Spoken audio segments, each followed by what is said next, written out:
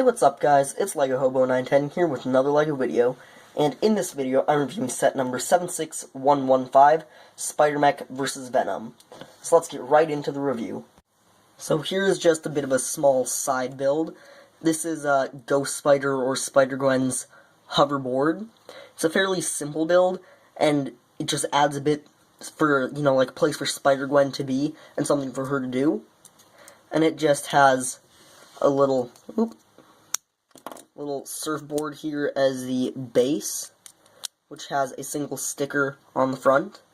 Then also has these two wing pieces with two more stickers, as well as two stud shooters on the front, and just a little bit of blue on the front there, and then a flame sticking out the back. And it looks pretty cool. It works well as well. It just kind of sits there, and then you can fly it around, shoot the studs, do whatever. It's just a small little thing, but it adds a bit to the set by just having a bit more. Oh, also these wings can be angled up and down, as well as you can spin them around to create different looks if you really want. You could do something kind of like this, which I think looks kind of cool. Or you could, just like angle them to simulate flight, or just get different looks with it. And overall, I think it's just a small little thing. It's pretty cool. And it doesn't add super much, though it does add kind of a place for Spider-Gwen and a reason for Spider-Gwen to be in this set. Here is the second of three builds. This is the Spider-Mech, which is kind of in the name. And overall, I think it looks pretty cool. The back here is a little annoying, where it's just kind of super plain and odd looking. I wish they would have maybe, put some inverse slopes there, inverse tiled slopes, whatever they're called, right there, just to smooth it out a bit and make it look a bit better. But overall, from the front, the kind of more presentable side, I think it looks cool. It doesn't really make much sense in universe, though, why Spider-Man would have a mech. But if you look past that, it's pretty cool. It's also fairly posable. It has a ball joint at the heels, a ball joint at the waist, and then there's two ball joints on the arms, one at each shoulder and one at the wrist. And also it can balance fairly well. As you can see, I can easily get it in one foot, as well as get it in kind of a walking or running position fairly easily without really having tried. So, also the arms can get into various positions, and they do have a decent amount of stickers. There's these 4 stickers on each arm and each leg, and those are the same stickers used in the Spider-Mech set. And also similarly to the Spider-Mech set, there's a stud shooter here, which I keep knocking the webs off of. It's a bit annoying, it's easily bumpable. Yeah, but there's a stud shooter here where you can shoot some of these new web components, which we'll look at closer later. There's also a second, slightly different one, which you can shoot. As well as, if you want, you can take these little spiders with the blue stud off there. You can shoot those two, if you really want. But for the most part, I would just leave them here for looks, because they look pretty awesome, though they can be used as a projectile. I also like the shaping of the legs. It kind of simulates a knee joint, even though there isn't. And also, just that angle adds some interest. Plus, I like the use of the Nexo shield. Once again, adds shaping. And also the use of these textured cylinders. Just adds a bit of texture, makes it look cooler. I also like that sticker there. That one looks pretty cool. Though this set does have an excessive amount of stickers on the Spider-Mech here. There's also one on each foot and one on the end of each arm. So then, this arm here, the tops here are built exactly the same, just inversed, and then the arms have a similar main build, but then have different weapons and different things on the side. This one has this big web claw using some more of the new web attachments. There's those two there, and then the rest are just spikes and other pieces, and this can spin if you really want it to. Also, it can hinge there, and each of these can hinge, and then if you really want, they can rotate at the end. If you really want, you can use this to pick up a minifigure and hold them there.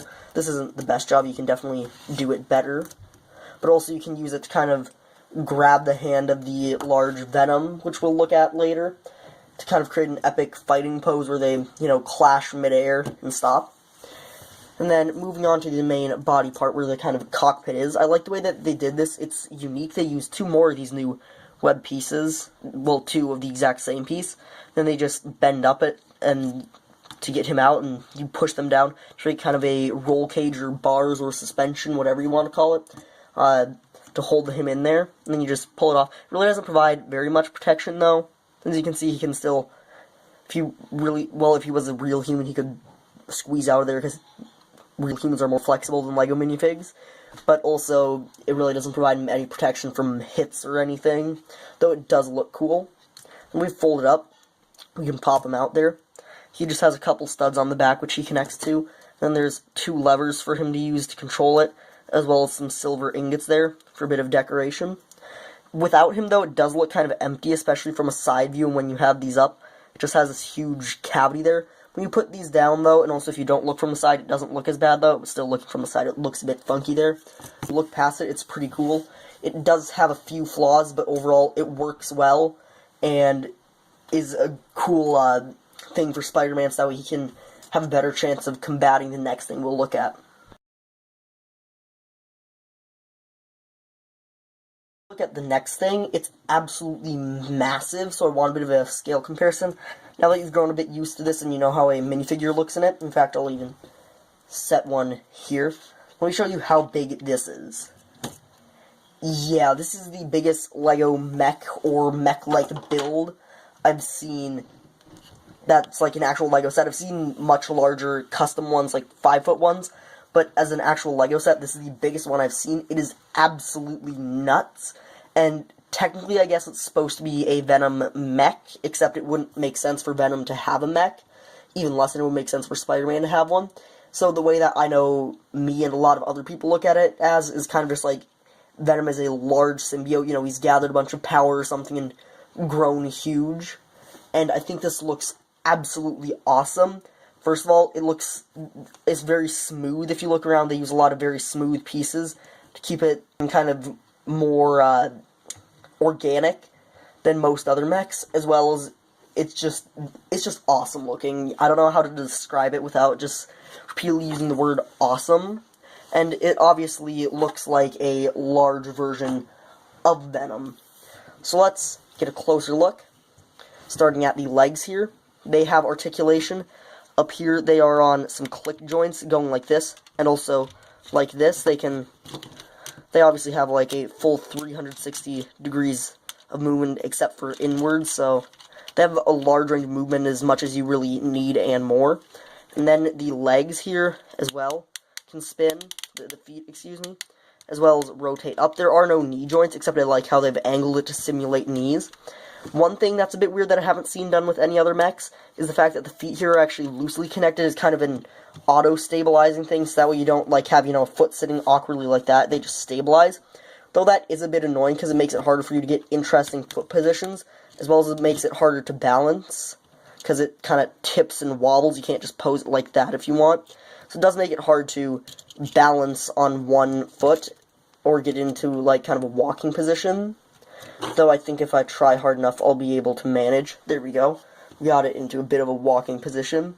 This one's harder to get posed one foot, though it does also have posable toes.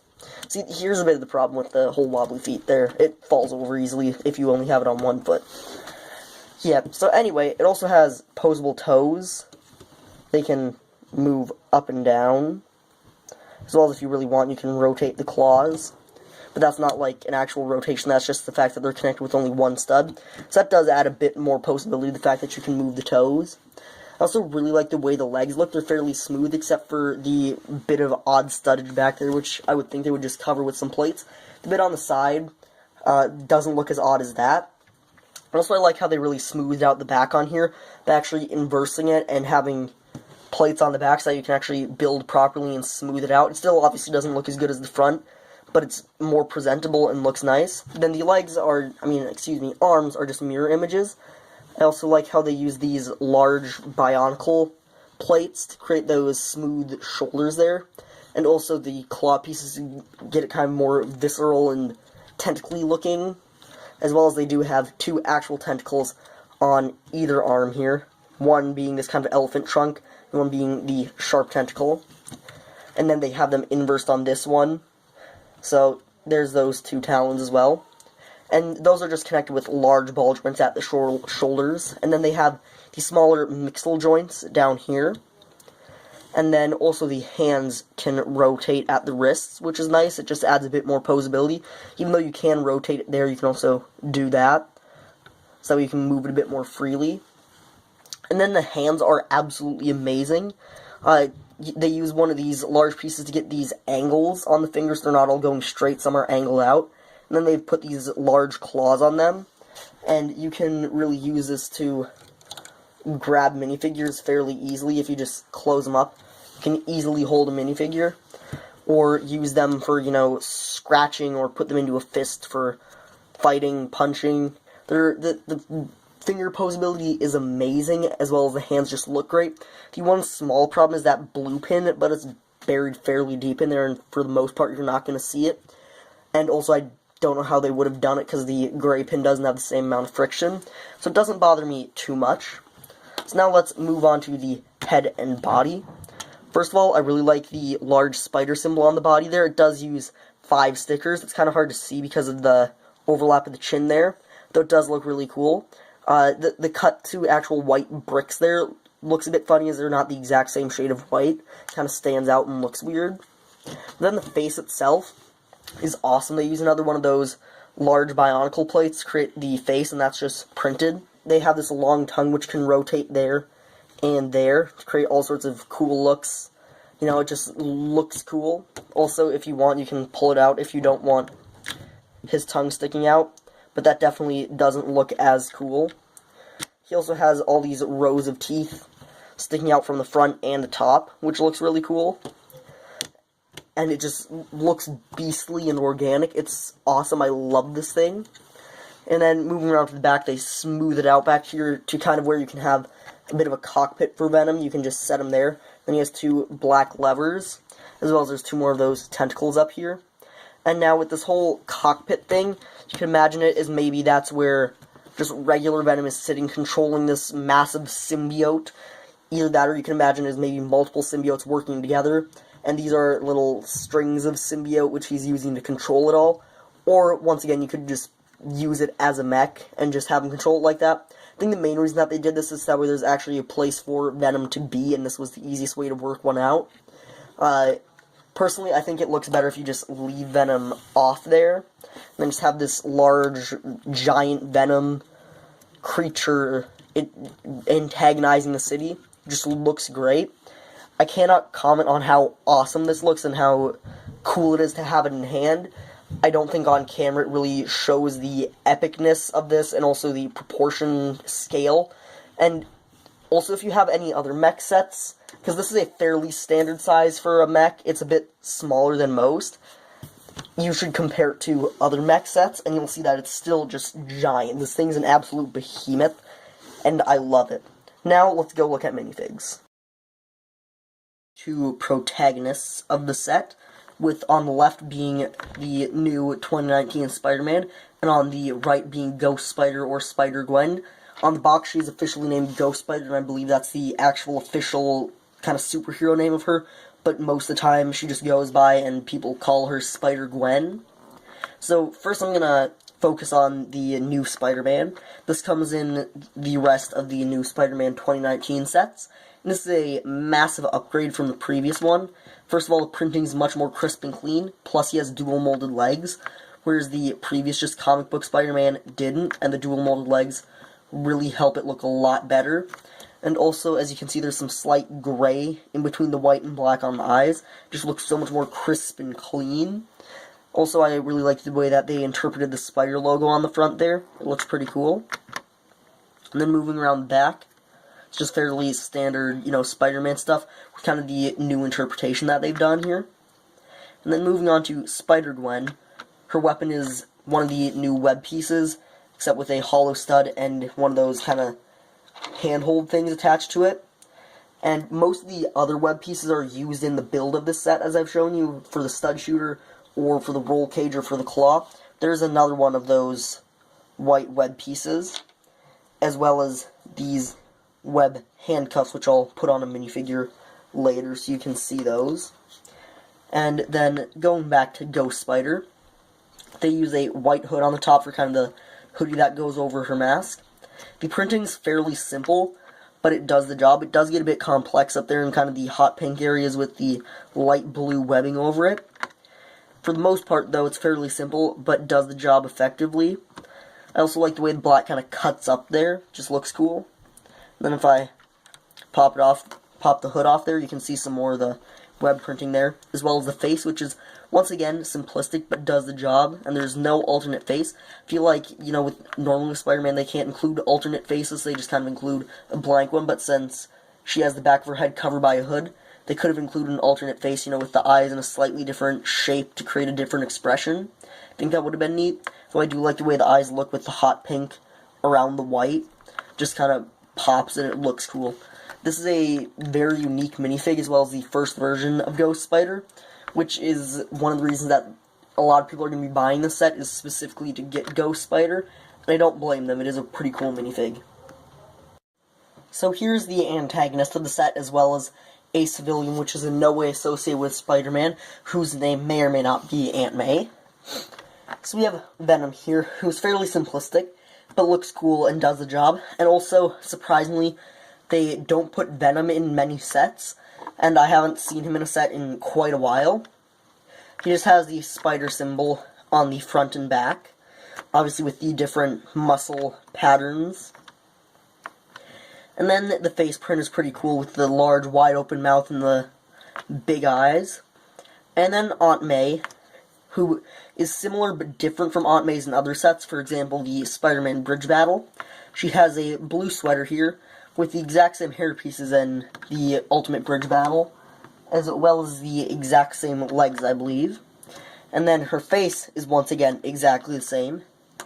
There's the kind of screaming face, and then there's her happy face for after Spider-Man rescues her. And then she also has an ice cream cone as an accessory. Don't know why they chose to give her an ice cream cone, but I suppose it's better than nothing, and I don't know. It just adds something, even though I don't really know why they chose an ice cream cone. That's all for the minifigs, so let's go on to final verdict.